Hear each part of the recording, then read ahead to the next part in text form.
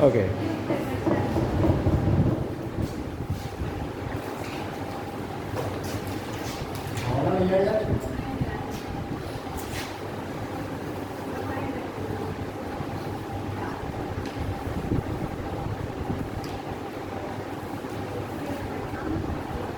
उसके बाद हम लोग स्टार्ट करेंगे पंचायती राज।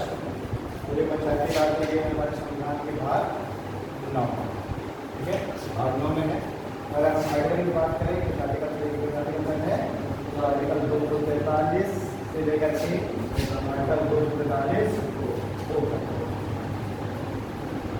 ठीक है, 243 243 20 से लेकर के आर्टिकल 243 वो तक है पंचायती राज।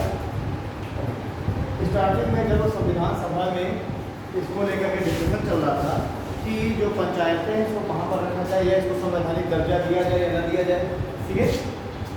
तो इसको लेकर के महात्मा गांधी और बी आर अम्बेडकर के बीच में बहस हो गई और बहस के बाद उसमें बीच बचाव किया गया डॉक्टर राजेंद्र प्रसाद के द्वारा और तब ये जो पंचायतें हैं इसको रखा गया भाग 4 के अंतर्गत DPSP में आर्टिकल 40 में। आर्टिकल 40 में पंचायतों को रख दिया गया DPSP का सब्जेक्ट था, यानी कि ये राज्यों की इच्छा पर निर्भर करेगा, राज्य चाहेंगे तो इसको लागू करेंगे, नहीं चाहिए नहीं लागू करेंगे, ठीक है जी। लेकिन बाद में इसको संवैधानिक दर्जा दिया गया और इसको फिर संविधान में इसको लिखित कर दिया गया, यानी कि अब राज्यों पर ये क्या हो गया, बाध्यकारी हो गया, ठीक है। हर एक राज्य पंचायत का गठन करेगा, स्टेट गवर्नमेंट पंचायत का गठन करेगी, लेकिन वो जो पंचायत है वो 2 स्तरीय हो सकता है, 3 स्तरीय हो सकता है, या फिर उसमें जो पंचायत है, पंचायत जो प्रमुख हैं उनको किस नाम से जाना जाएगा, ये राज्य की इच्छा पर गठन करना पड़ेगा, लेकिन उसका स्ट्रक्चर, उसका नाम, ये सब राज्य की इच्छा पर निर्भर करेगा, ठीक है। ओके, तो इसको लेकर के कॉन्स्टिट्यूशन में अमेंडमेंट हुआ, कौन था 73rd 73वां संविधान संशोधन अधिनियम, ये पहले एक्ट बिल आया 1992 और इसको लागू किया गया 1993 में, अप्रैल 1993 में और इसको संवैधानिक दर्जा दिया गया, ठीक है। तो इसके अगर हम पहले उद्देश्य को देखें, क्या कहना इसका ऑब्जेक्टिव क्या है, क्यों पंचायतों की आवश्यकता पड़ी, आगे क्या उद्देश्य है पंचायतों का, ठीक है। तो इसका उद्देश्य है, उद्देश्य में आप क्या देख सकते हैं, पंचायतों का उद्देश्य क्या है, स्थानीय स्वशासन को बढ़ावा देना और नीति निर्माण में आम जनता की भागीदारी को सुनिश्चित करना, यही तो है ना भाई। मान लीजिए सेंट्रल गवर्नमेंट है या मोदी जी है, तो उनको ये नहीं पता है ना कि यहाँ पर लोकल स्तर पर आपके गली मोहल्ले में क्या समस्या चल रही है, उनको तो नहीं पता, ठीक है। चीफ मिनिस्टर है, उसको भी नहीं पता आपके गली मोहल्ले के गाँव में क्या समस्या चल रही है, तो आप ही चूंकि अपने गाँव में आप ही रह रहे हैं, आपकी वो समस्या है, इसलिए आपके ही बीच का कोई एक व्यक्ति आपकी समस्या से ज़्यादा अच्छी तरीके से वाकिफ है, तो अगर उसको कुछ हम पावर दे दें, तो उसको हम अगर अधिकार दे दें कि वही आपके लिए कुछ नीति निर्माण कर दे, आपके लिए कुछ कार्य वगैरह कर दे, तो ज़्यादा ईजी हो जाएगा, आपके लिए भी ज़्यादा ईजी हो जाएगा, उसके पास जाना, उससे शिकायत करना, उससे समाधान लेना, ठीक है। तो नीति निर्माण में आम जनता की भागीदारी को सुनिश्चित करना, ये उद्देश्य है, ठीक है। तो सबसे पहले तो आप इसको लिख लीजिए, आप 9 में है, आर्टिकल ये है और 73वां संविधान संशोधन अधिनियम 1992 के द्वारा इसको संवैधानिक दर्जा दिया गया और उसके बाद लिखिए ऑब्जेक्टिव या उद्देश्य, ऑब्जेक्टिव या उद्देश्य, देखिए लोकतांत्रिक विकेंद्रीकरण को सुनिश्चित करना, लोकतांत्रिक विकेंद्रीकरण को सुनिश्चित करना, अर्थात लोकतांत्रिक विकेंद्रीकरण को सुनिश्चित करना अर्थात नीति निर्माण में, आम जनता की भागीदारी को सुनिश्चित करना,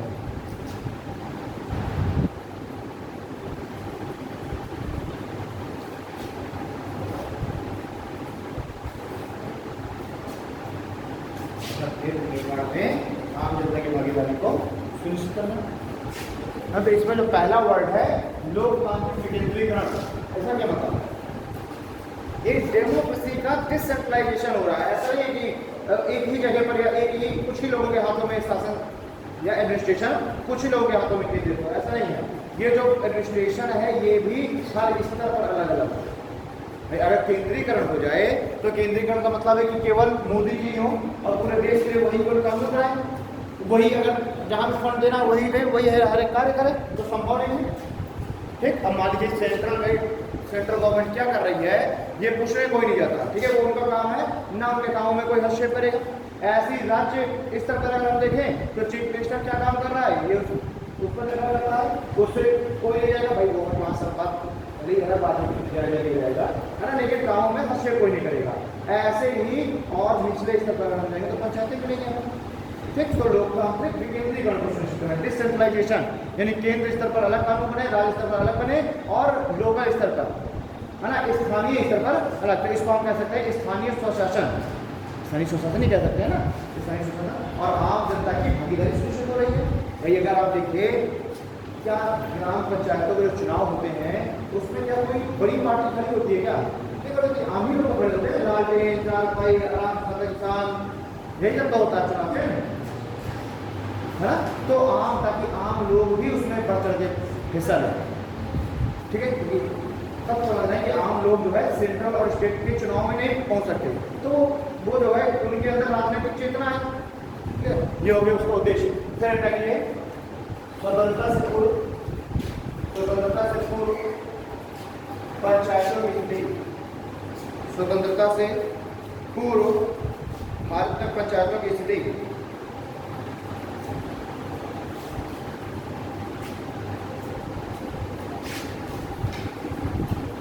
अब स्वतंत्रता से पूर्व अगर हम देखेंगे तो सबसे पहले हमको जो जिक्र मिलता है पंचायतों को, वो मिलता है चोल साम्राज्य ना। चोल वंश का एक अभिलेख मिला, उत्तर मेरूर अभिलेख, और उत्तर मेरूर अभिलेख में चोल वंश का है, उसमें पहली बार स्थानीय स्वशासन के बारे में हमें पता चलता है, ठीक है। वहाँ पर चोल वंश में लोगों को या इसी तरीके से जैसा अभी स्थानीय स्वशासन है, पंचायतें हैं, ऐसे ही बांट दिया गया था एडमिनिस्ट्रेशन को। और अगर आप देखें मॉडल को देखें या गुजरात को देखें तो वहाँ पर जो प्रशासन है वो पूरे सेंट्रल गवर्नमेंट के पास है, या जो राजा है उसके हाथ में सारा प्रशासन है ना, वही सब कुछ कर रहा है। लेकिन चोल वंश में ऐसा नहीं था, चोल वंश में राजा तो है ही, सर्वोच्च इकाई शासन की, लेकिन फिर भी क्या किया गया, एडमिनिस्ट्रेशन को और निचले स्तर पर बांट दिया गया। ठीक, तो आज का जैसा जो पंचायत है, स्थानीय शासन है, ऐसा हमें कहाँ देखने के प्रश्न मेरे चोल वंश में, ठीक है।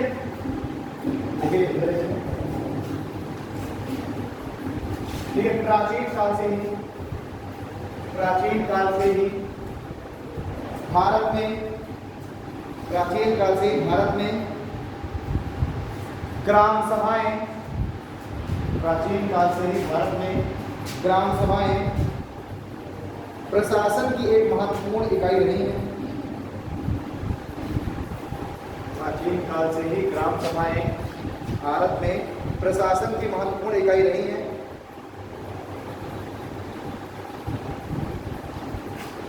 स्टॉप।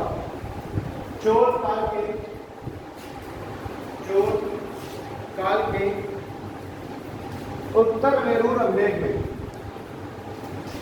चोल काल के उत्तर मेरूर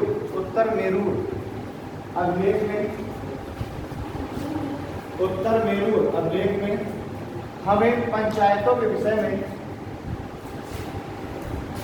चोल काल के उत्तर मेरूर अभिलेख में हमें पंचायतों के विषय में विस्तृत जानकारी प्राप्त हुई है। चोल काल के उत्तर मेरूर अभिलेख में हमें पंचायतों के विषय में विस्तृत जानकारी प्राप्त हुई है, परंतु यह पूरी तरह से आधुनिक लोकतांत्रिक मूल्यों पर आधारित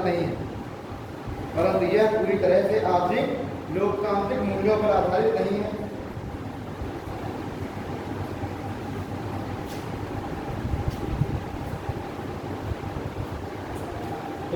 एंशिएंट टाइम में हम आ गए। अब देखते हैं ब्रिटिश काल में कैसे थे। ठीक है, पैराग्राफ एंटर कीजिए। जो ब्रिटिश काल में 1870 ईस्वी में, ब्रिटिश काल में 1870 ईस्वी में लॉर्ड मेयो ने, ब्रिटिश काल में 1870 ईस्वी में लॉर्ड मेयो ने स्थानीय स्वशासन के लिए प्रस्ताव दिया। ब्रिटिश काल में 1870 ईस्वी में लॉर्ड मेयो ने स्थानीय स्वशासन के लिए एक प्रस्ताव प्रस्तुत किया, एक प्रस्ताव प्रस्तुत किया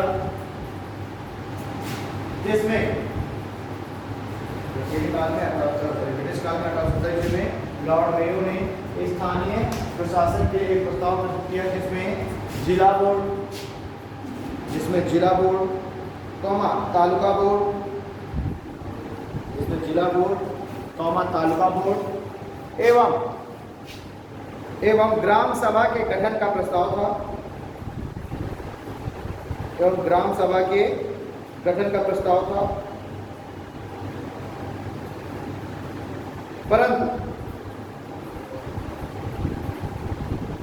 परंतु इसमें प्रतिनिधि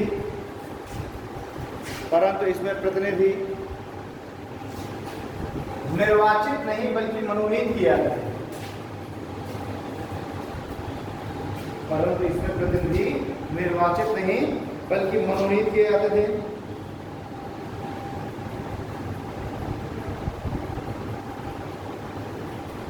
ठीक है, फिर से पैराग्राफ कीजिए। देखिए 1882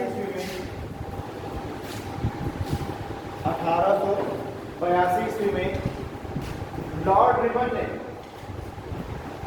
1882 ईस्वी में देखो लॉर्ड मेयो ने सबसे पहली बार प्रस्ताव प्रस्तुत किया था, उसने मेन जो फोकस किया था वो क्या था, जिला बोर्ड पे। फिर उसके बाद जब कहा गया कि थोड़ा सा इसका और कुछ संशोधन करेंगे तो उसने काफी आराम से कर सकते हैं, तालुका बोर्ड और ग्राम सभा भी कर सकते हैं, लेकिन मेन फोकस उसका जिला बोर्ड। ठीक, लेकिन इसके इस प्रस्ताव को उसने स्वीकार नहीं किया गया और फिर 1882 में लॉर्ड रिपन ने फिर एक प्रस्ताव दिया कि भाई स्थानीय शासन होना चाहिए और उसने पुनः से 3 ही भाग बांटा, जिला बोर्ड, तालुका बोर्ड और ग्राम सभा। ठीक है, तालुका मतलब होता है कई गाँवों को मिला करके और ये तालुका नहीं आप सोलह सब याद नहीं क्या बच्चा देखो सोलह सब देखिए ये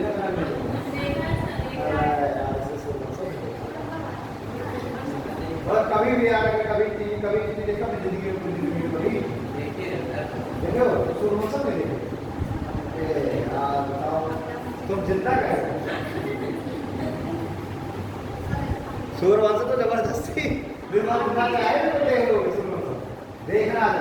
जब 10 बच्चन जाता है तो कलेक्टर ऑफिस में और उसकी बहू देख लेता है तो कहती है कि कहता है कितने साल बारिश नहीं हुई थी तो इस साल जो है हमें पहले से ऊंचाई के लिए पानी चाहिए है ना, क्योंकि मिट्टी को सूख गई है तो ताकि नमी आ जाए। तो वो कहती है कि जो है सिर्फ आपके गाँव के लिए हम नहीं पानी छोड़ सकते, मतलब ये स्कूल से अगर आप एक गाँव देखेंगे तो आपको छोटा दिखाई देगी, एक तालुका है 84 गाँव है ना, तो इस तालुका कितने गाँव थे 84 के और वो क्या था वो सरपंच था इस तालुका का हेड था, देखा करो क्या बोर्ड को सिखाते तो जिला बोर्ड, तालुका बोर्ड और ग्राम सभा। ठीक है, तो बहुत सारी ग्राम सभाओं को मिलाकर के तालुका और फिर कुछ तालुकाओं को मिलाकर एक जिला बोर्ड। ही लॉर्ड रिपन ने ही लॉर्ड मेयो की बात को वगैरह बताया, लेकिन उसने उस बात को बहुत ही फैक्ट के साथ रखा। तो लॉर्ड रिपन के इस प्रस्ताव को स्वीकार कर लिया गया और इसी को कहा गया स्थानीय स्वशासन का मैग्ना कार्टा। जिसने प्रस्ताव दिया था लॉर्ड रिपन ने स्थानीय स्वशासन का मैग्ना कार्टा और लॉर्ड रिपन को कहा गया स्थानीय स्वशासन का जनक। ठीक है, तो लॉर्ड रिपन ने स्थानीय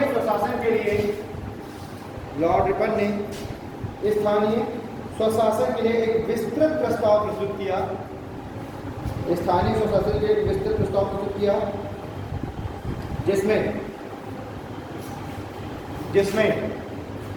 पुनः जिला बोर्ड, तालुका बोर्ड और ग्राम सभाओं के जिला बोर्ड, तालुका बोर्ड और ग्राम सभाओं के गठन का प्रस्ताव था, एवं ग्राम सभाओं के गठन का प्रस्ताव था।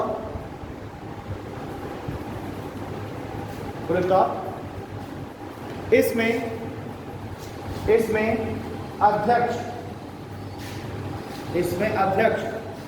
एवं कुछ अन्य सदस्य निर्वाचित किए जाने थे। इसमें अध्यक्ष एवं कुछ अन्य सदस्य निर्वाचित किए जाने थे। यानी जो जिला बोर्ड पर अध्यक्ष होगा, जिसे हम जिला पंचायत अध्यक्ष बोलते हैं, वर्तमान में जिला पंचायत अध्यक्ष, तो इसमें कहा गया कि जो अध्यक्ष होंगे, चाहे वो जिला पंचायत अध्यक्ष हो, चाहे वो ब्लॉक पंचायत हो, है ना, वीडियो है ना, और वीडियो का ब्लॉक प्रमुख होता है भाई। अभी वर्तमान में 3 स्तर पर है, उत्तर प्रदेश में अगर हम देखें 3 स्तर पर है, जिला पंचायत, फिर खंड पंचायत जिसे हम ब्लॉक कहते हैं, और फिर ग्राम पंचायत 3 स्तर पर है। तो जो जिला पंचायत है उसका जो हेड होता है उसको कहते हैं अध्यक्ष, ठीक है। जो ब्लॉक स्तर पर है, कई गाँव को मिलाकर के एक ब्लॉक बनता है ना, एक खंड बनता है, और कुछ कई खंडों को मिलाकर के जिला पंचायत बनता है ना। तो जो खंड प्रमुख है उसको हम कहते हैं ब्लॉक प्रमुख, जो उसका जो हेड है उसको क्या कहते हैं, ब्लॉक प्रमुख। ये ऐसा नहीं कि हर जगह, उत्तर प्रदेश में हम कह रहे हैं अध्यक्ष प्रमुख और प्रधान। भाई जो ग्राम पंचायत का हेड होता है हम क्या कहते हैं, प्रधान जी। जरूरी नहीं कि हर जगह, अलग हरियाणा में चले जाओ, प्रधान और सरपंच कहलाता है, कहीं पर मुखिया कहलाता है, क्या कहलाता है वहाँ पर मुखिया हो गया, मुखिया जी, हरियाणा में सरपंच। तो ये सब जो नाम मैंने क्या कहा, ये राज्यों के ऊपर निर्भर करता है कि राज्य जो हेड है उसको क्या नाम देना चाहिए, ठीक है। और 2 स्तर पर पंचायतों का गठन करना चाहते हैं कि 3 स्तर पर पंचायतों का गठन करना चाहते हैं। असम वगैरह में 2 स्तरीय पंचायतें हैं, जहाँ पर जनसंख्या कम है, जहाँ पर जनसंख्या कम है वहाँ पर साधारणतः 2 स्तर पर पंचायतें हैं, ठीक है।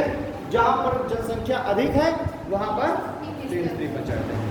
तो जैसे अरुणाचल प्रदेश वगैरह है, जनसंख्या बहुत कम है, 2 स्तर पंचायत है। त्रिपुरा बहुत कम, 2 स्तर, गोवा बहुत कम, 2 स्तर, ठीक है। इन सब में जनसंख्या बहुत कम है। उत्तर प्रदेश, बिहार जनसंख्या बहुत अधिक है। महाराष्ट्र, पश्चिम बंगाल 3 स्तर पंचायत है, ठीक है। राज्य अगर चाहे तो मान लीजिए अगर अरुणाचल प्रदेश है वो चाहे और 3 स्तर पंचायतें कर सकता है, ऐसा कोई जरूरी नहीं है, ठीक है।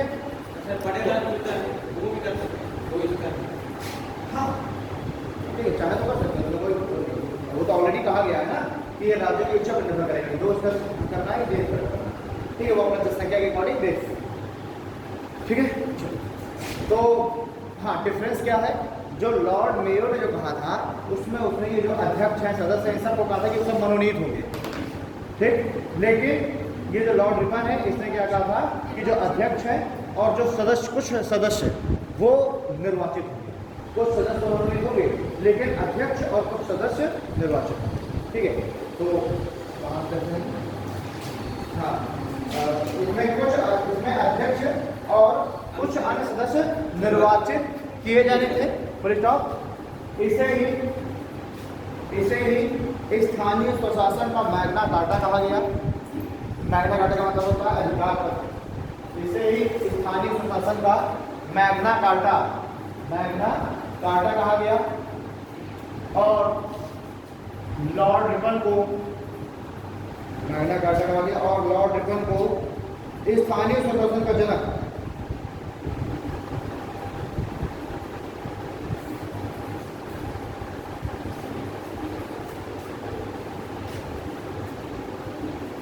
ठीक है, पैराग्राफ चेंज करके लिखे। 1935 के अधिनियम में 1935 के अधिनियम में 1935 के अधिनियम में स्थानीय स्वशासन 1935 के अधिनियम में स्थानीय स्वशासन 7वीं अनुसूची के 1935 के अधिनियम में स्थानीय स्वशासन 7वीं अनुसूची में राज्य सूची के विषय के रूप में स्थानीय स्वशासन 7वीं अनुसूची में राज्य सूची के विषय के रूप में शामिल किया गया।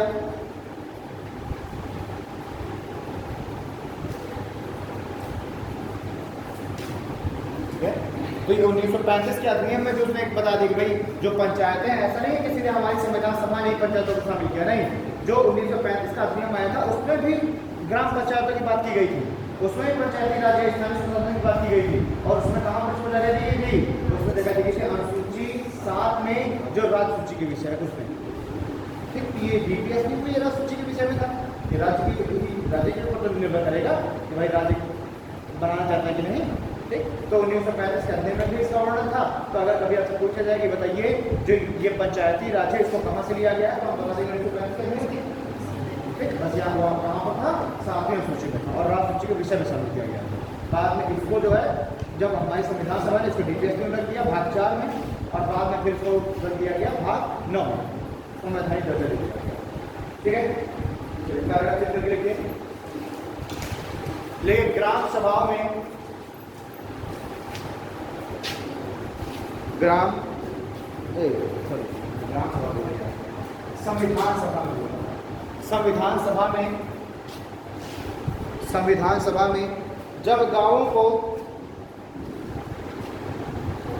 संविधान सभा में जब गांवों को राजनीतिक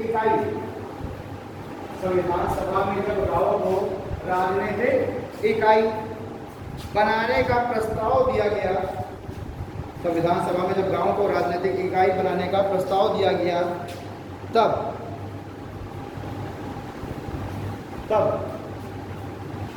नेहरू और अम्बेडकर के द्वारा गांव को राजनीतिक इकाई बनाने का प्रस्ताव दिया गया, तब नेहरू और अम्बेडकर द्वारा इसका विरोध किया गया।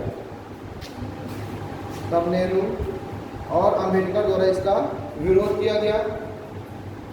अंततः डॉक्टर राजेंद्र प्रसाद के सुझाव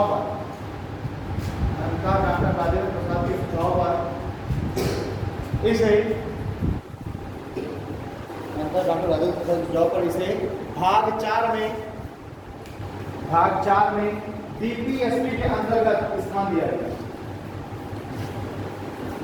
भाग 4 में डीपीएसपी राज्य के नीति निर्देशक तत्व, डीपीएसपी का फॉर्म है directive of state policy, DPSP के अंतर्गत शामिल किया गया।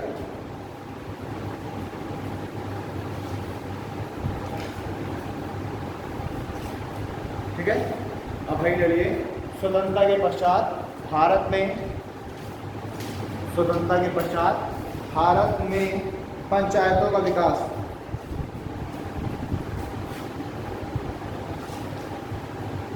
स्वतंत्रता के पश्चात भारत में पंचायतों का विकास।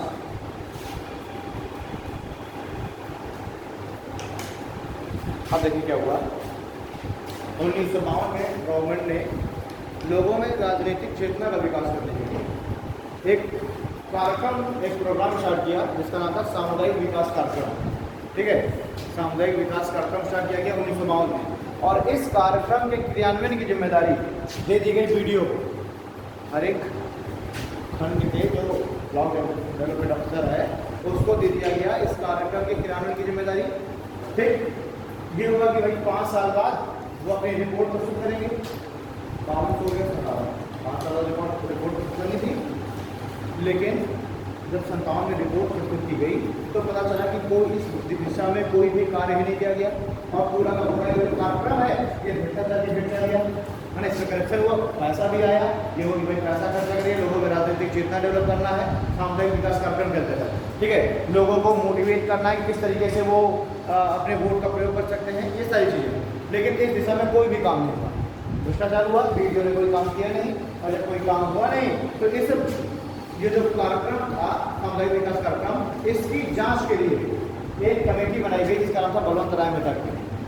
ठीक है, तो एक्चुअली में जो बलवंत राय मेहता कमेटी है उसका मुख्य उद्देश्य ये नहीं था कि जो है पंचायतों का गठन किया जाए या नहीं किया जाए, ये कितनी स्तर की पंचायत में हुआ है, कोई काम नहीं था। बलवंत राय मेहता कमेटी का काम था जो सामुदायिक विकास कार्यक्रम है उसमें जो भ्रष्टाचार है उसकी जाँच करना। ठीक, जब उसने जाँच किया और उसकी जब रिपोर्ट प्रस्तुत की तो उसने ये भी नहीं किया कि भाई स्थानीय स्वतंत्र होना चाहिए और 3 स्तर का पंचायत होनी चाहिए, उसने ये भी साथ नहीं दे दिया। हाँ भाई, काम एक दूसरा था लेकिन साथ में उसने ये भी सुझाव दे दिया कि कमेटी है, कमेटी का काम सुझाव देना। ठीक, हाँ, तो भारत में स्वतंत्रता के पश्चात पंचायतों का विकास सही लग गया आप लोगों ने, तो फिर चलिए बता दीजिए। चलो 1952 में भारत में 1952 में भारत में सामुदायिक विकास कार्यक्रम, भारत में सामुदायिक विकास कार्यक्रम का आरंभ किया गया।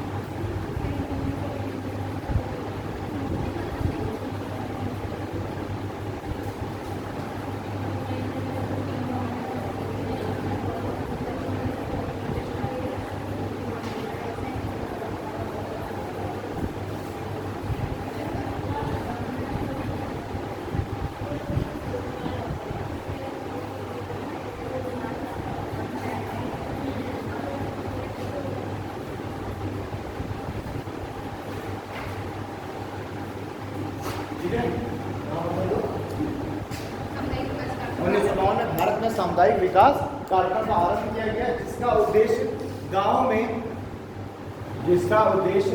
गांवों में सामाजिक एवं आर्थिक विकास को सुनिश्चित करना था। जिसका उद्देश्य गांवों में सामाजिक एवं आर्थिक विकास को सुनिश्चित करना था। सामाजिक एवं आर्थिक विकास को सुनिश्चित करना था और इसके माध्यम से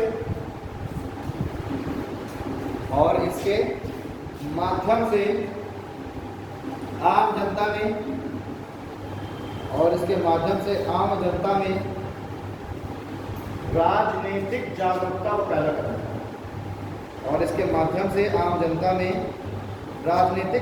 को पैदा करना था।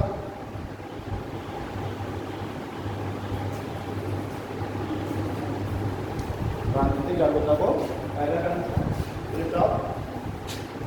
इस कार्यक्रम के क्रियान्वयन की समस्त जिम्मेदारी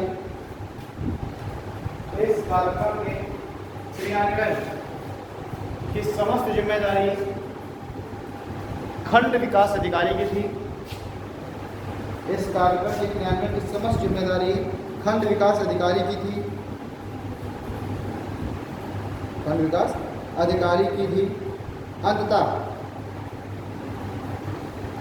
अंततः सरकारी लापरवाही और भ्रष्टाचार के कारण यह कार्यक्रम असफल हो गया।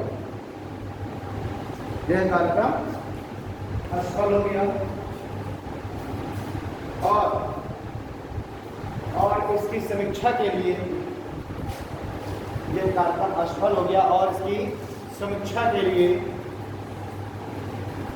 बलवंत राय मेहता समिति का गठन किया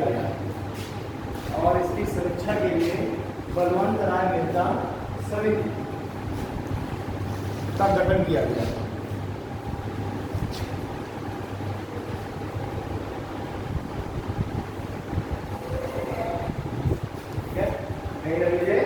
बलवंत राय मेहता समिति 1957 क्या हो गया है। और इसकी समीक्षा के लिए बलवंत राय मेहता समिति का गठन किया गया। स्पीड में बोल रहे हैं, स्पीड है ये बात बेटा, ये बोला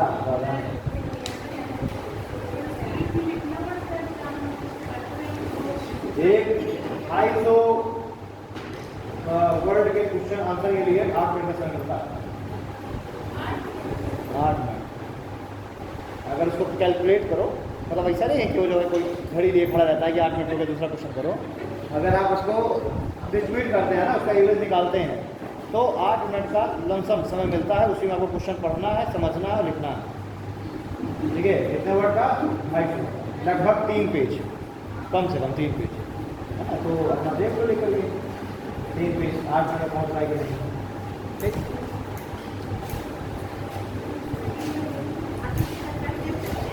हम बहुत तेज लिखते हैं, लेकिन बस ये है कि जब लिख देते हैं तो उसके बाद में समझने में सामने वाले की हालत खराब हो जाती है।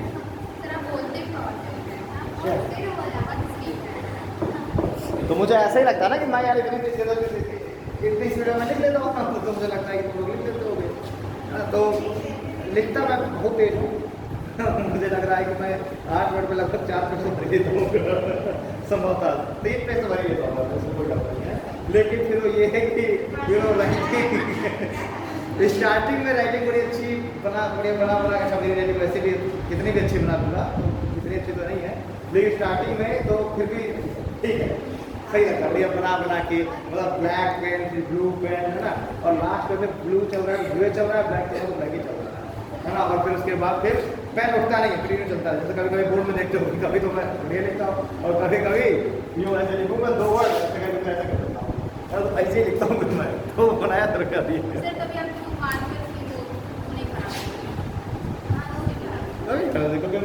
बिल्कुल बहुत लाइक बनाता हूँ, बहुत लाइक, तो ऐसे ये लिखता हूँ।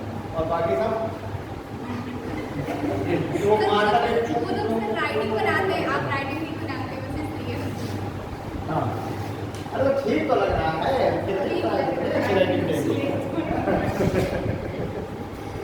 ओके। अब उसको खड़ा करके बनाएंगे, अगर अपने कुछ आदत हो सकता है लिखने में। देखो सर आप विद्यार्थी राज्य है 73 मतलब मिलान प्रोग्राम 392 में सर भागचार के कहते हैं रूप में भागचार डीपीएफ की भागचार में रखा गया था। अब भाग 9 में आदि का मिलान देखो आप बताओ मेरे को ये नहीं, जब भी कभी ये इसको पानी को बोलाया जाएगा है ना, तो कोई कॉम्पिटिशन लग पड़ेगा तो आपका मेरे को भाग को रखा लेकिन लाभ नहीं जाएगा। हाँ, अरे भाग 4 था जो उसको उसके लिए जो क्रियान्वयन हो रहा था, काम हो रहा था, वो भाग 4 के अकॉर्डिंग हो रहा था। मुझे भाग 4 के डीपीएस के अकॉर्डिंग उसका क्रियान्वयन हो रहा था। आप बताओ उस समय एक्टिव नहीं था। यहाँ पर जाके क्या किया गया, भाग पर एक्टिव किया गया, कोई ग्राम पंचायत यहाँ तो ऑलरेडी प्रोजेक्ट था ही, बस नया जोड़ा गया 9 का और 9 का, ये तो लिखे ही बिल्कुल भाग जोड़ा गया। भाग 9 में पंचायतें लिखी हुई थी, लेकिन वो क्या था, एक्टिव नहीं। बाद में भाग केंद्रों को मिला संशोधन वगैरह को एक्टिव कर दिया। ठीक है, ये चीज पहले वो भाग 4 के अनुसार उसमें उसमें काम हो रहा था, बाद में काम नहीं हो रहा था। और बाद में भाग 9 एक्टिव कर दिया गया, पंचायतों को काम राज्य के लिए जानकारी दी ये चीजें। ओके, तो कहाँ पर थे, बलवंत राय मेगा समिति कब आया था? बलवंत राय मेगा समिति 1957, 5 साल का मिला था। योजना के लिए पहली पंचवर्षीय में ये था कि भाई देखा जाएगा, जब बात 1957 में जब जांच हुई तो फिर पता लगे रिपोर्ट हो गई। बलवंत राय मेहता समिति 1957 लिखी। बलवंत राय मेहता कमेटी ने बलवंत राय मेहता कमेटी ने 3 स्तर पर पंचायतों के गठन का सुझाव दिया। बलवंत राय मेहता कमेटी ने 3 स्तर पर पंचायतों के गठन का सुझाव दिया। पहला जिला परिषद, दूसरा क्षेत्र पंचायत और तीसरा ग्राम पंचायत।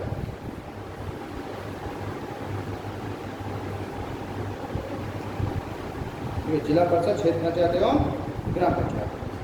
ठीक है, प्रमुख सुझाव, इस कमेटी के प्रमुख सुझाव क्या कहते हैं? प्रमुख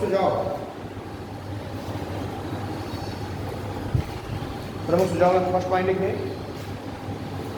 इस कमेटी ने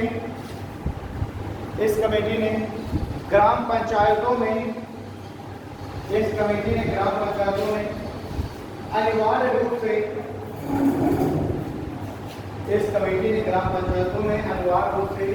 दो महिलाओं,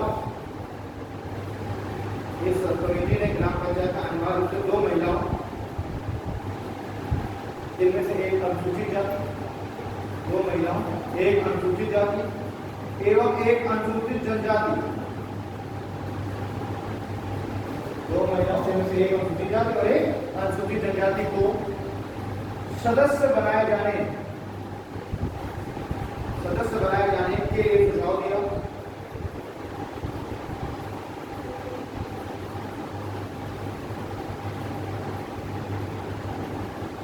पहला प्रमुख सुझाव क्या था? मेन तो यही रहा है, इससे पहले बार इसने 3 स्त्री पंचायत में गठन का सुझाव दिया। तो बलवंत राय मेहता समिति, हाँ कभी पूछ लिया जाता है कि 3 स्त्री पंचायत में गठन सुझाव दिया, 3 स्तर कौन से थी? जिला परिषद, क्षेत्र पंचायत और ग्राम पंचायत। ठीक है, फिर इसके अगर अन्य सुझाव की बात कर ली जाए तो पहला सुझाव क्या आता है? इसने कहा कि हर एक ग्राम पंचायत में कम से कम 2 महिलाएं अनिवार्य रूप से होंगी, जो कि आज वर्तमान में वर्ग 1/3 है। लेकिन ये भी राज्य के ऊपर निर्भर करता है। राज्य चाहे तो ये जो 1/3 की संख्या बढ़ा के 1/2 भी कर सकता है, नहीं 1/3 मैक्सिमम होगी, 1/3 तो मिनिमम है ही, लेकिन अगर राज्य चाहे तो 1/5 भी कर सकता है। और बिहार में 1/5 है वर्तमान, है ना? तो 2 महिलाएं होंगी, जिनमें से एक अनुसूचित जाति से होगी और एक अनुसूचित जनजाति से होगी। दूसरा लिखे, सदस्यों का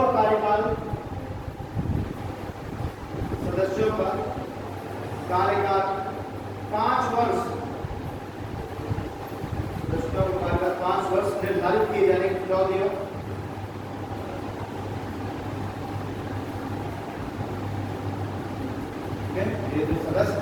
हम सदस्य कहें या हम पंचायत कह दें, मैंने देखी है पंचायत है, पंचायत में सदस्य होंगे तो सदस्य अगर रिजाइन होंगे तो पंचायत अपने आप सॉल्व होगी ना, है ना। तो पंचायतों का कार्यकाल या सदस्यों का कार्यकाल कितने वर्ष होगा? 5 वर्ष होगा।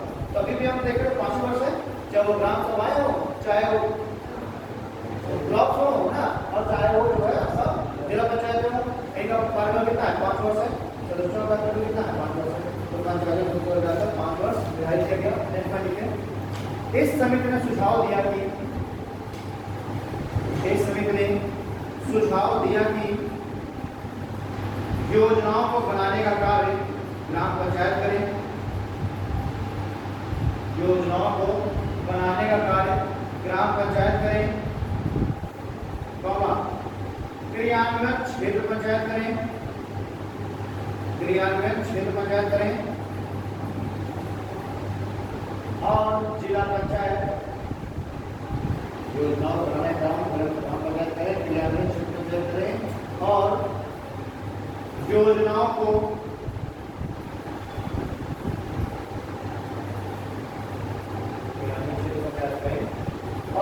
और जिला पंचायत सलाहकारी संस्था के रूप में कार्य करें, और जिला पंचायत सलाहकारी संस्था के रूप में कार्य करें।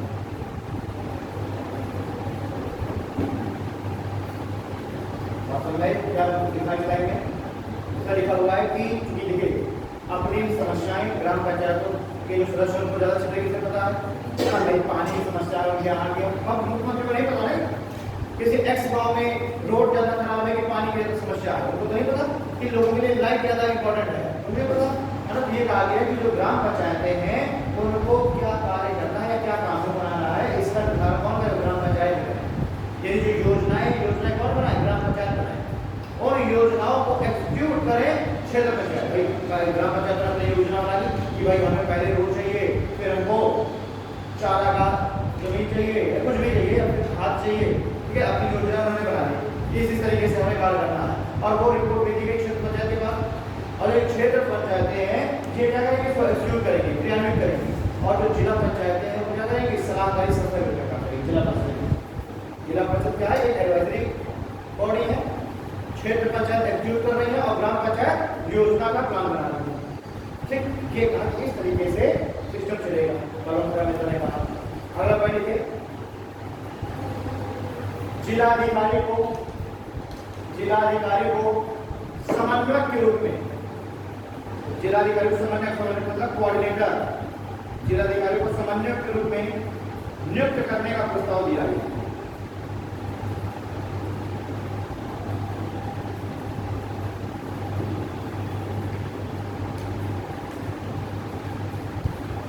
जिलाधिकारी को समन्वयक के रूप में नियुक्त करने का सुझाव दिया।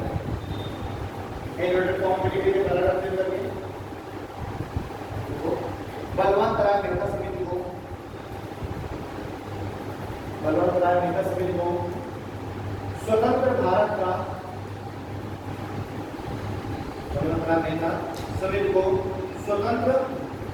का स्थानीय शासन का जनक कहा जाता है। बलवंत राय मेहता समिति को स्वतंत्र भारत का स्थानीय शासन का जनक कहा जाता है। तो स्थानीय शासन का जनक लॉर्ड रिपन, लेकिन ब्रिटिश काल में 1882, फिर 1957 बलवंत राय मेहता स्वतंत्र भारत में स्थानीय स्वतंत्र जनक, ठीक है। आपके निर्णय है। अब देखिए अशोक मेहता समिति 1978, अशोक मेहता समिति 1978,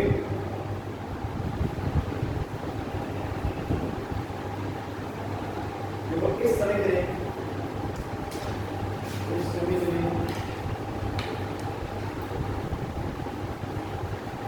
त्रिस्तरीय पंचायतों के स्थान पर, इस समिति ने त्रिस्तरीय 3 स्तर पर पंचायतों के स्थान पर द्विस्तरीय पंचायतों के गठन का सुझाव दिया। इस समिति ने त्रिस्तरीय पंचायतों के स्थान पर द्विस्तरीय पंचायतों के गठन का सुझाव दिया।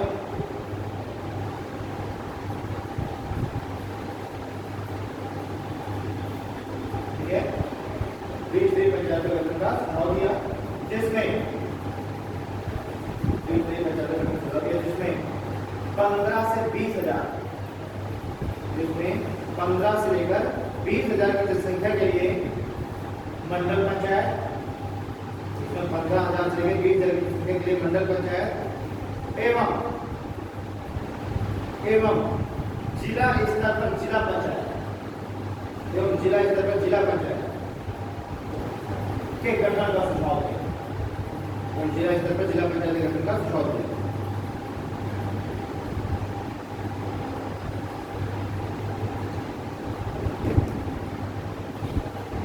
तो पहला सुझाव क्या दिया था कि त्रिस्तरीय पंचायत कितना दो स्तर पंचायत होनी चाहिए।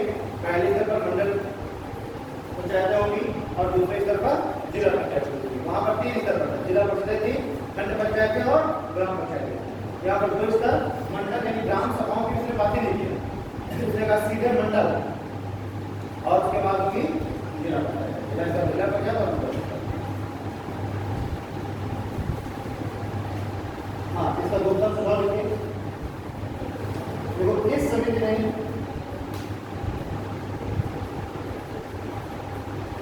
तो करंट अफेयर्स निकाल के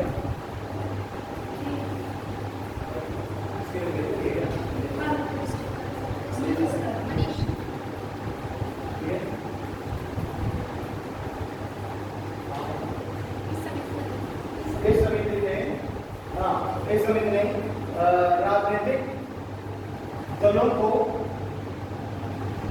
राजनीतिक दलों को भी पंचायत चुनाव में हिस्सेदारी लेने का सुझाव दिया। इस समिति ने राजनीतिक दलों को भी पंचायत चुनाव में हिस्सेदारी करने का सुझाव दिया।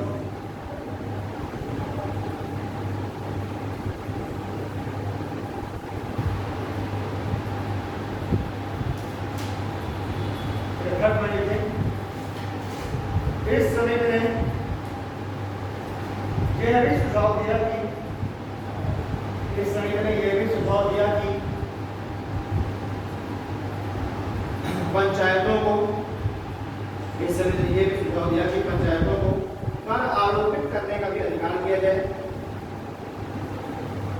इस समिति ने यह भी सुझाव दिया कि पंचायतों को कर आरोपित करने का भी अधिकार दिया जाए,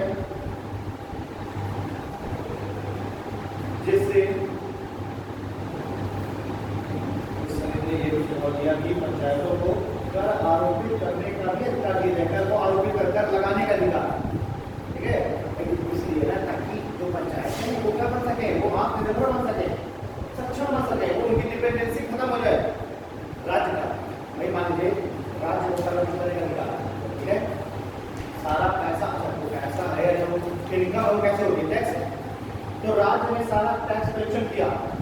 अब जो है जो पंचायत है वो तो राज्य की तरफ देखती रहेगी ना, रोड बनाना है, अब राज्य जो सरकार पैसे नहीं देगी, फंडे नहीं दे देगी और रोड खराब पड़ी है ना, या फिर जो है रोड बनानी है 2 किलोमीटर की, पैसा आ रहा 500 मीटर के लिए, तो ये सक्षम है, इनकी डिपेंडेंसी है पूरी तरीके से स्टेट गवर्नमेंट।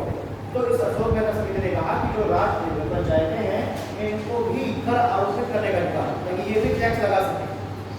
और टैक्स लगाएंगे तो ये पास आएगा, पैसा आएगा अपनी छोटी मोटी समस्या पूरे सॉल्व कर लेंगे।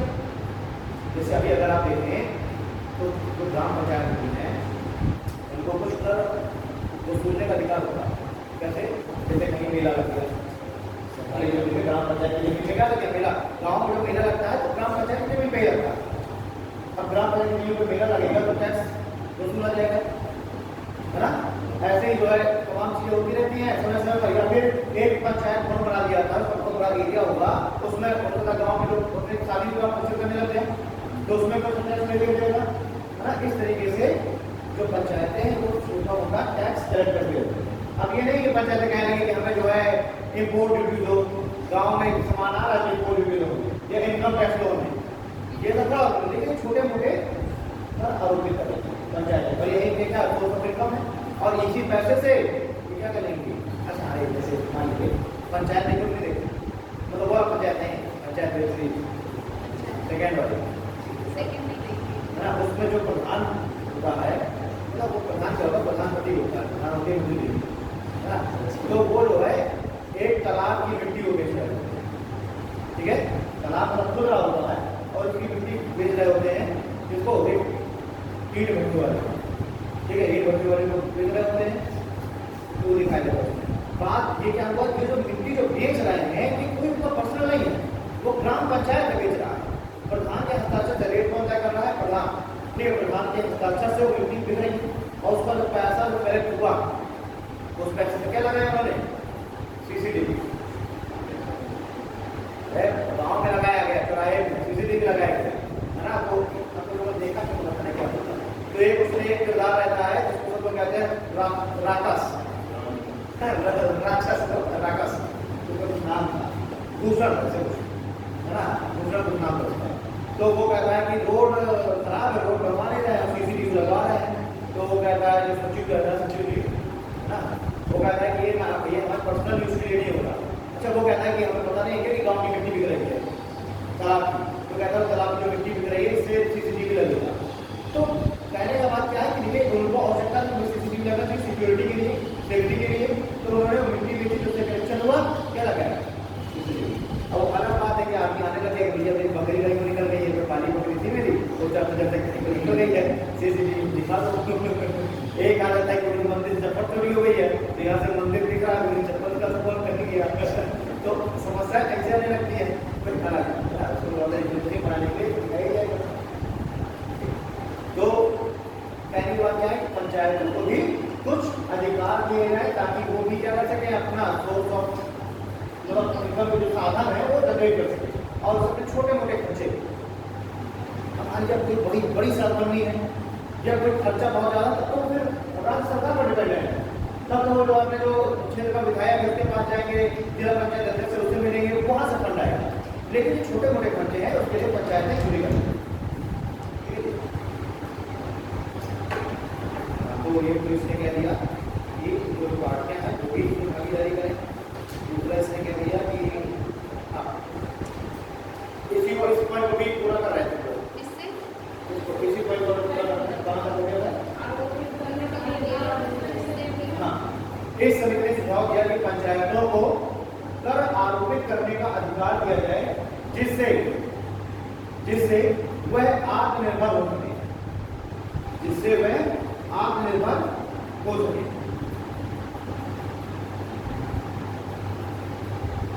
नेक्स्ट वाली इस समिति ने विधानसभा में एक पंचायती राज मंत्री, इस समिति ने विधानसभा में एक पंचायती राज मंत्री नियुक्त किए जाने का भी सुझाव दिया।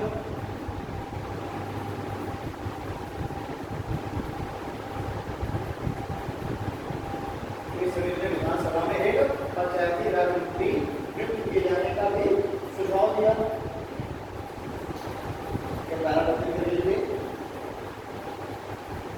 इस समिति की सिफारिशों को कुछ ही राज्यों ने लागू किया। इस समिति की सिफारिशों को जो सुझाव है एडवाइस है उन्हें कुछ ही राज्यों ने लागू किया और इस दिशा में कोई गंभीर प्रयास नहीं होता और इस दिशा में कोई गंभीर प्रयास नहीं होता।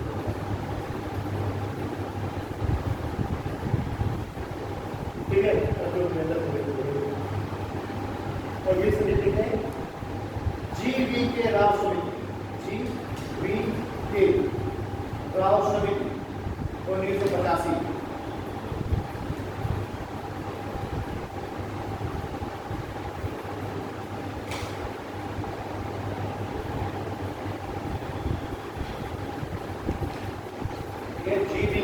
GVK राव समिति 1985। देखिए इसका उद्देश्य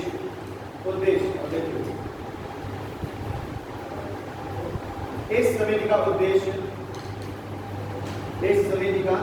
उद्देश्य ग्राम विकास, इस समिति का उद्देश्य ग्राम विकास और गरीबी हटाओ कार्यक्रम पर सुझाव देना था। इस समिति का उद्देश्य ग्रामीण विकास एवं गरीबी हटाओ कार्यक्रम पर सुझाव देना था।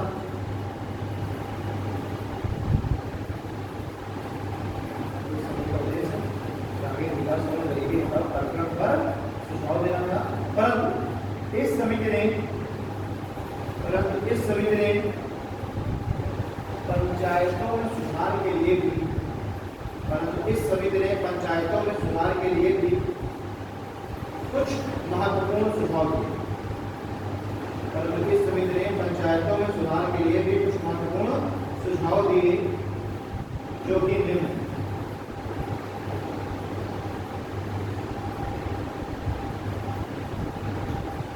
और ये भी निम्न है। इस समिति ने राजनीतिक दलों को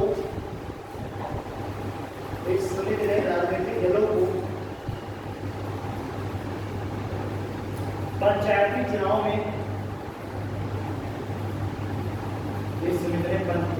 राजनीतिक दलों के पंचायती चुनाव में पार्टिसिपेट करना, भागीदारी करने का विरोध किया।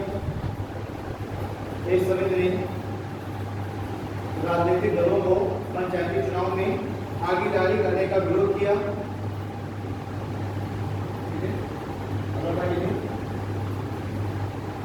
इस समिति ने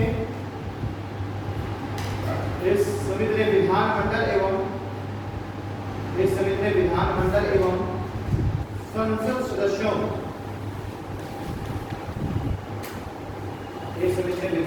एवं संसद सदस्यों को पंचायतों का पदेन सदस्य नियुक्त किए जाने का सुझाव दिया।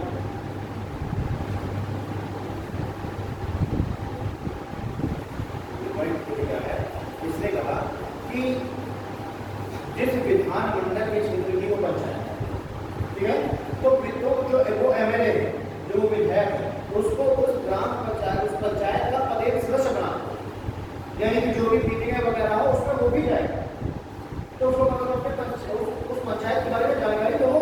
अभी वो कभी पंचायतों में जाते नहीं, तो विधायक को पता ही नहीं है ना कि उसके क्षेत्र में कौन सी पंचायत आ रही है, ऐसा तो उसके डेवलपमेंट के लिए कोई काम सहयोग नहीं कर रहा है। तो इसने कहा कि जो विधानमंडल के सदस्य है और जो संसद के सदस्य हैं, जो सांसद हैं भी, उनको पंचायतों का पदेन सदस्य बनाना। इसका फायदा क्या होगा कि हमारे लिए सांसद है बड़े क्षेत्र का, तो अब वो क्या करेगा कि अब उससे रिपोर्ट मांगी जाएगी, उसको भी अब संसद में अपने पंचायत के विकास के बारे में अगर कुछ करना है तो उसके पास इंफॉर्मेशन मिलेगी, या मतलब वो जाएगा पंचायतों में, और जब जाएगा तो वो जो है उसमें इन्वेस्टमेंट भी करेगा, या उसके विकास के लिए प्रयास भी करेगा, या फिर अपने पंचायत के बारे में उसको पता होगा तो उसकी समस्याओं को जाकर रखेगा संसद में या विधानमंडल में, ठीक है। तो ये क्वेश्चन काफी बार पूछा गया है कि किस समिति ने सुझाव दिया था कि विधायकों या सांसदों को उस पंचायती क्षेत्र का या उस किसी पंचायत का क्या बना दिया जाए, सदस्य मनोनीत कर दिया जाए, नामित कर दिया जाए, ठीक है। अभी कोई मीटिंग होगी उसको कम से कम जाना पड़ेगा, एटलीस्ट कभी तो जाएगा, रेगुलर में जा पाएगा तभी तो जाएगा, ठीक है। नेक्स्ट मान लीजिए पंचायतों का कार्यकाल 8 वर्ष करने का सुझाव दिया। पंचायतों का कार्यकाल बढ़ाकर 8 वर्ष करने का सुझाव दिया।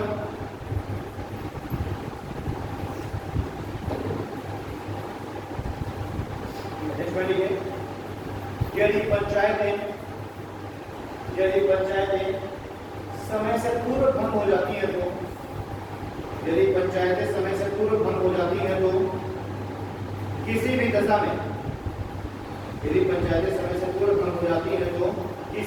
में छह माह के भीतर चुनाव संपन्न कराए गए, तो किसी भी दशा में 6 माह के भीतर चुनाव संपन्न करा दिया चाहिए।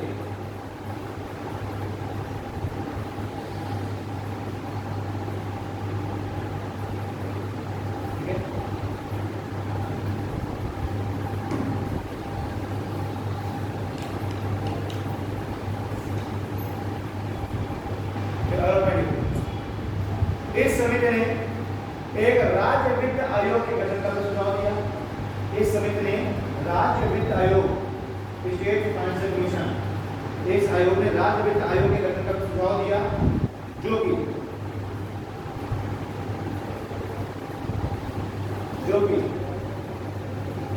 राज्य के राजस्व के बंटवारे को पंचायतों तथा राज्य के मध्य करेगा, क्योंकि राज्य के राजस्व के बंटवारे को पंचायतों तथा राज्य के मध्य करने का सुझाव देगा।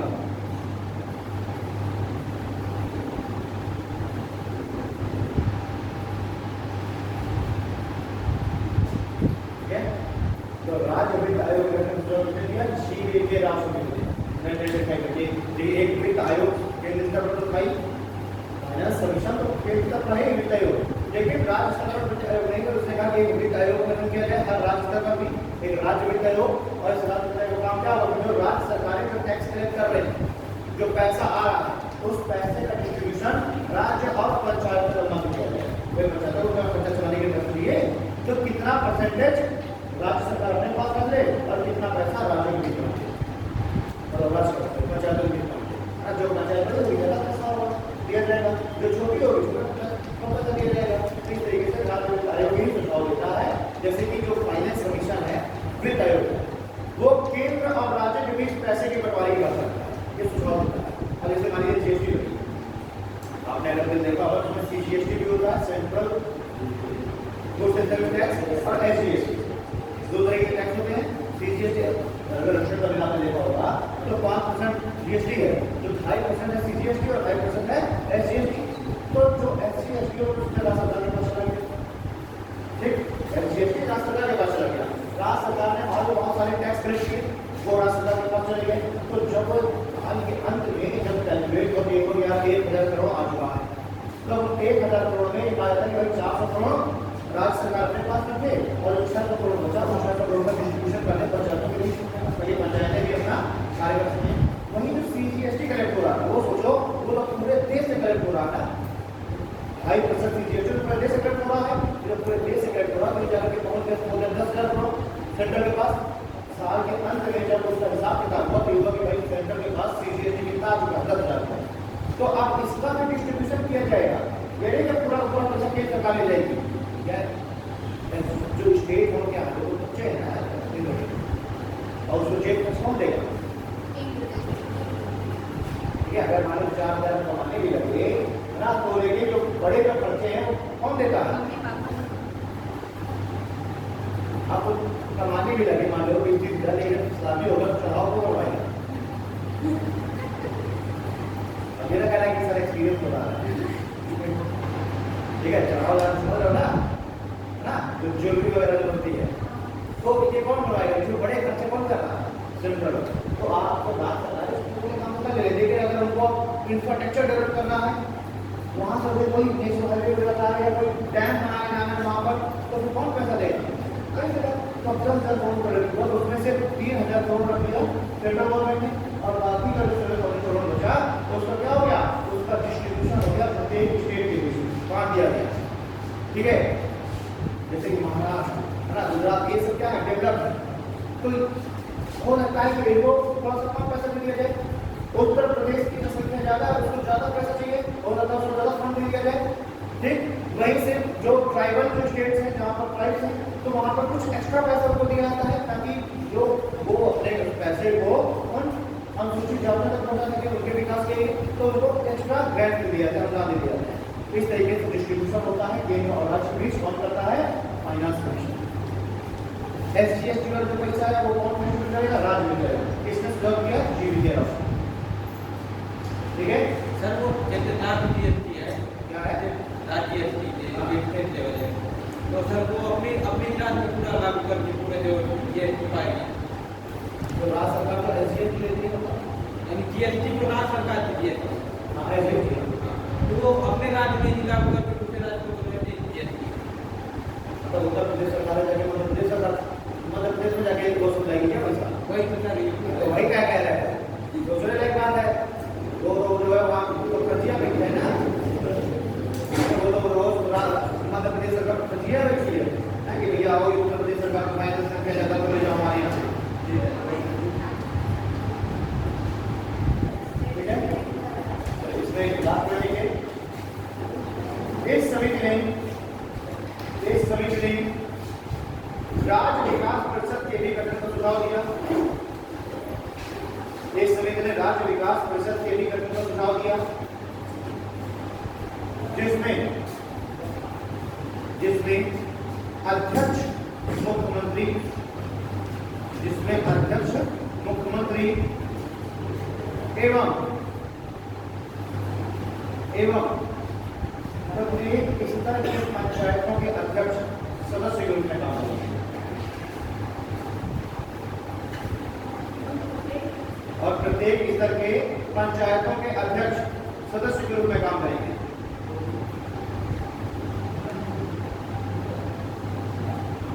और प्रत्येक स्तर के पंचायतों के अध्यक्ष सदस्य के रूप में कार्य करेंगे।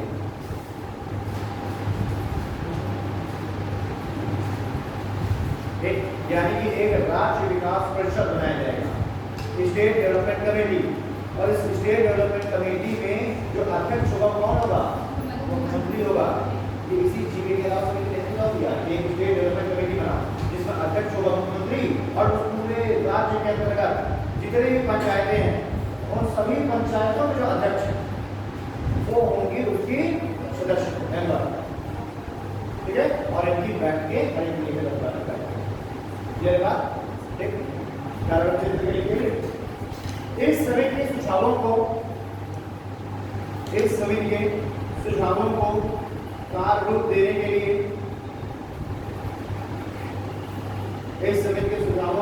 रूप देने के लिए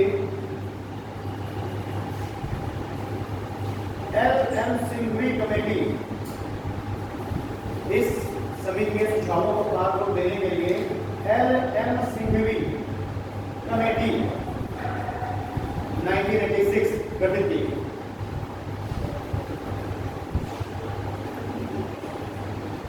एल.एम. सिंघवी कमेटी 1986 गठित की गई।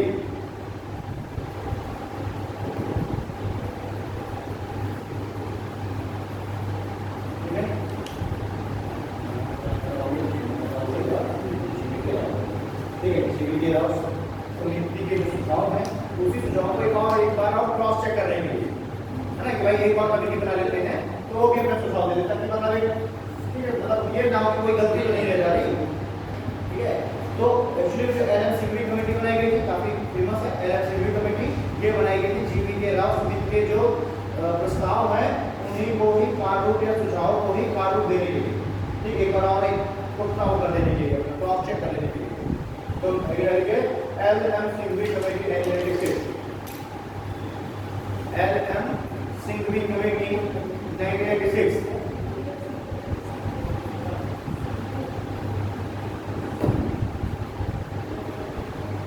देखो इस समिति ने पंचायतों को संवैधानिक दर्जा दिए जाने का सुझाव दिया। इस समिति ने पंचायतों को संवैधानिक दर्जा दिए जाने का प्रस्ताव दिया, सुझाव दिया और संविधान संशोधन का आरंभिक प्रारूप दिया।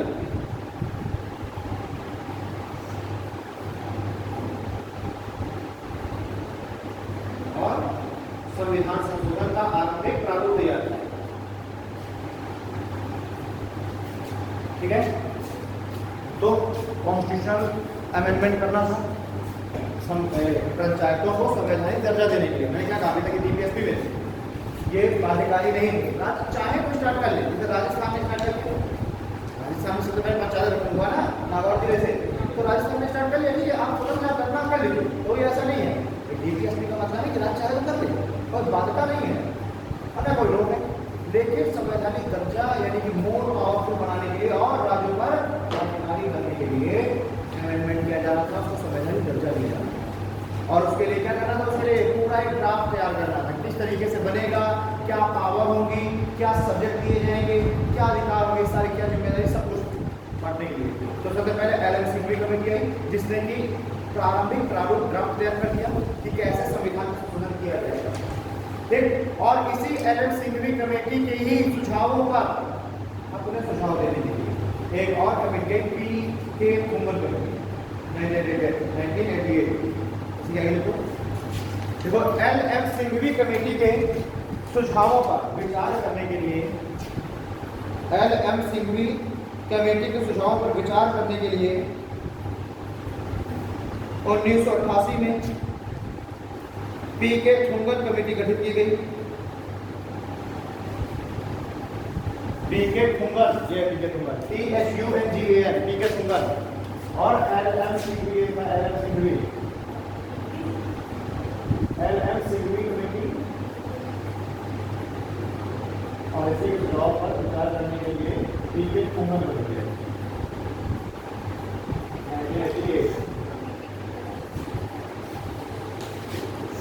PK ठुंगर,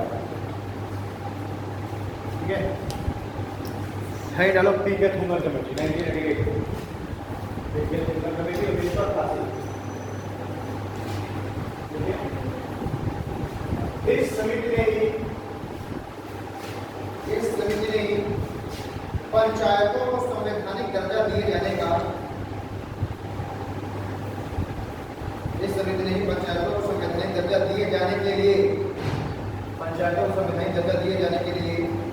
संविधान संशोधन का अंतिम प्रारूप तैयार किया। पंचायतों को संवैधानिक दर्जा दिए जाने के लिए संविधान संशोधन का अंतिम प्रारूप तैयार किया।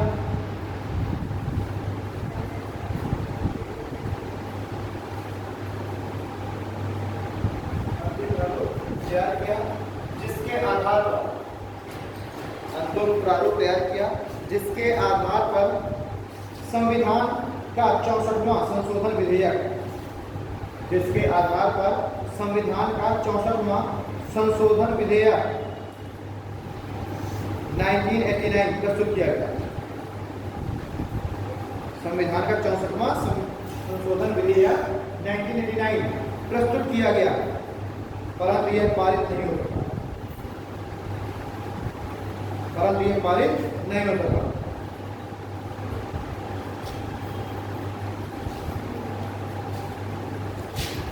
ठीक है,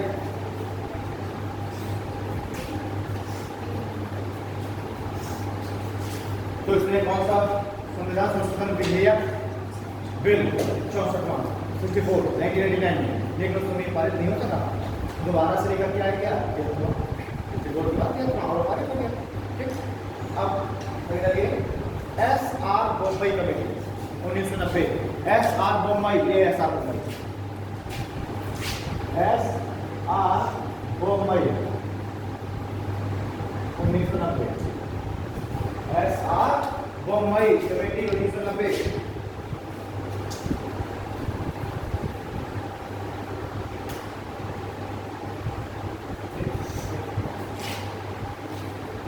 इस कमेटी ने संविधान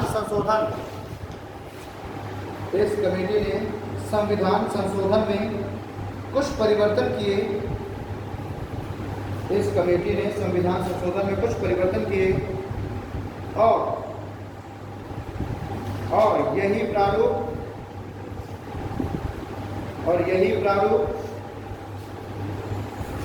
73वें संविधान संशोधन अधिनियम 1992 और यही प्रारूप 73वें संविधान संशोधन अधिनियम 1992 द्वारा पारित कर दिया गया।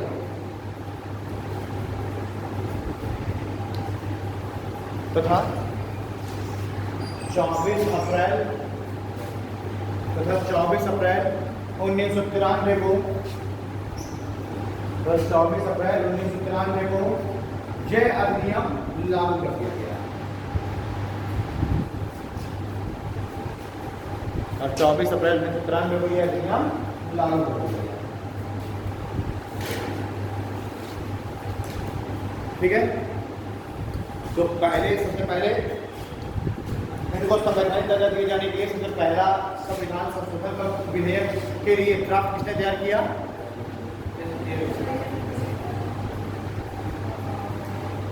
LM Singhvi committee. प्रारंभिक प्रारूप किसने तैयार किया संविधान संशोधन का? एलन संघवी कमेटी ने उसने कहा था कि अब पंचायतों को संवैधानिक दर्जा दे दिया जाना चाहिए। तो प्रारंभिक प्रयोग तैयार किया एलन संघवी कमेटी ने। एलन संघवी कमेटी के ही सुझावों पर विचार करने के लिए कौन सी कमेटी आ गई? पीके कमेटी। और इसने अंतिम प्रारूप तैयार किया। और अंतिम जब प्रारूप तैयार किया तो 64th कॉन्स्टिट्यूशनल अमेंडमेंट बिल और एक्ट में अंतर है।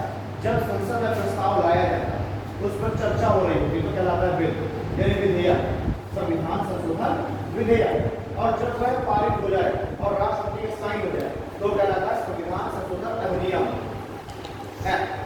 ठीक है, बिल और एक्ट, विधेयक और अधिनियम।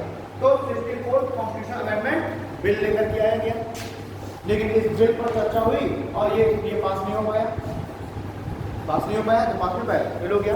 फिर उसके बाद आया एसआर मुंबई कमेटी। इसने ये जो संविधान संशोधन का जो प्रारूप तैयार किया गया था, इस प्रारूप में थोड़ा सा चेंजेस किए और चेंजेस जो किए वही जो संशोधित प्रारूप है वही जाकर के 73वां संविधान संशोधन जो अधिनियम है उसमें क्या कर लिया गया, उसमें अधिनियमित कर लिया गया 1992 में। और लागू कब कर दिया गया इसको? देखो, पारित हो जाना एक अलग बात है, लागू हो जाने एक अलग बात है। पारित हो गया, राष्ट्रपति ने साइन कर दिया 1992 में, पारित होकर के रखा है, लेकिन जब उसको क्या कर दिया जाएगा?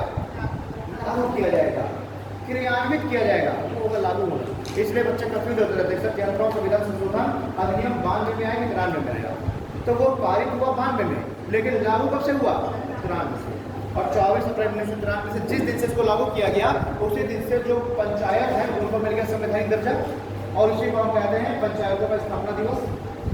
इसलिए हम 24 अप्रैल को बनाते हैं पंचायत डे, है ना, पंचायती राज दिवस मनाते हैं ना, पंचायती राज दिवस 24 अप्रैल को। ये है। अब इसके बाद ये कहानी होगी। ठीक है, यहाँ तक कोई समस्या?